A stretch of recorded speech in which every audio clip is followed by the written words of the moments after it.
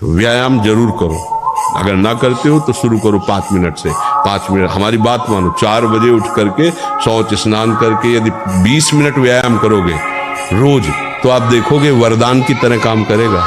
जितना आवश्यक है भोजन, उतने आवश्यक है व्यायाम। ब्रह्मचर्य ऐसे थोड़ी रह जाता है कि ऐसे खाओ पियो ब्रह्मचारी रह जाओगे, नहीं।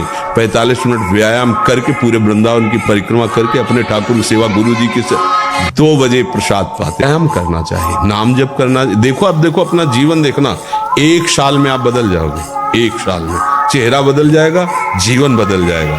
नाम जप करो, आध्यात्मिक शक्ति बढ़ाओ। व्यायाम करो, शुद्ध भोजन करो, शारीरिक शक्ति बढ़ाओ। अभी आप बलवान बन जाओगे। बलवान कौन है?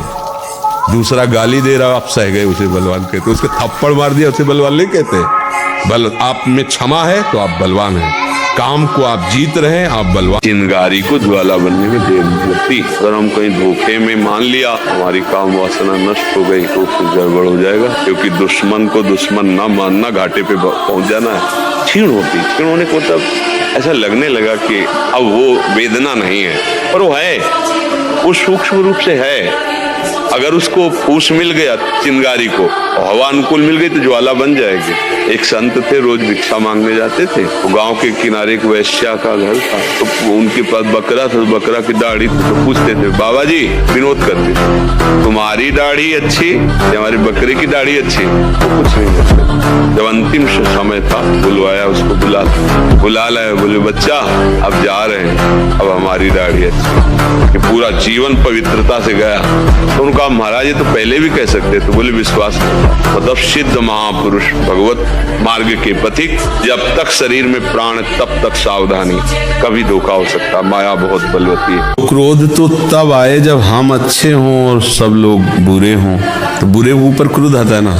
तो अगर लौट के देखो तो हम बुरे हैं, इसीलिए तो क्रोध आता है। आप देखो ईमानदारी से, बचपन से जब से याद है तब से अब तक, क्या आपने सब काम सही ही किया है क्या? तो फिर हम दूसरे पर क्यों क्रोध करें? अंदर से हम क्रोध ना करें। अंदर से क्रोध करने पर फिर हमारा हृदय मलिन हो जाएगा। फिर अगर हम संभाल ना पाए तो हिंसा आदि दोष हो जाते हैं। क्रोध से कभी किसी को लाभ आज तक मिला नहीं है। जब कभी किसी को लाभ मिला है तो क्षमा से मिला है, क्रोध से नहीं मिला।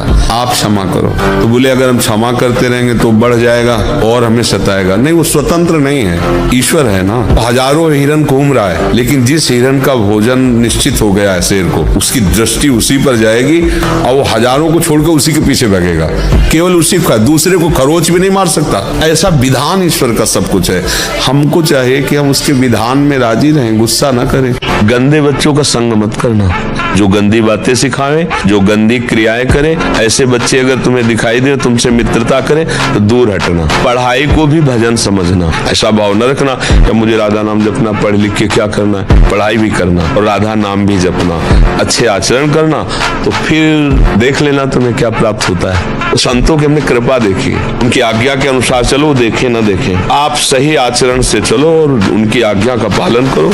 उनका हृदय शीतल हुआ, आपका काम बन गया, वो आगे बढ़ा देंगे। ये थोड़ी दिखाओ भाई चमत्कार, संतों को पैरे छुएंगे आपके, हमें कोई चमत्कार देखना है तो उनकी बात मान लो, फिर देख लो। फिर देखो तुम्हारा जो जीवन में जहां तुम विजय नहीं प्राप्त कर पा रहे थे, वो तुम्हें छू नहीं सकते, परास्त नहीं कर सकते।